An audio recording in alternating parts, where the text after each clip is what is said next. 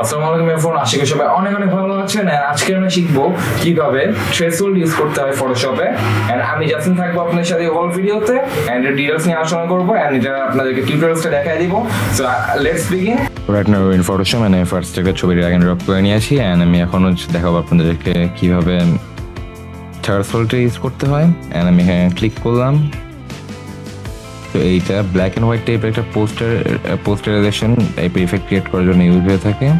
আমি এটা যত কমাবো একটা ইফেক্টে মোটামুটি কমতে থাকবে, আমি যত বাড়ায় দিব সেটা আরও বাড়ে, মানে বাড়ায় দিলে সেটার ইফেক্টটা আরও জোরদার হয়, অ্যান্ড এই পাশে কমায় দিলে তাহলে এটা একটা লিমিটে থাকে।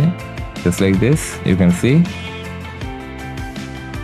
অ্যান্ড থ্রেশহোল্ডটা আমরা এই কারণে ইউজ করে থাকি মেইনলি, এর চাইতে বেশি কিছু নেই। এটা হচ্ছে বিফোর অ্যান্ড আফটারটা আমি একটু দেখাই দিই।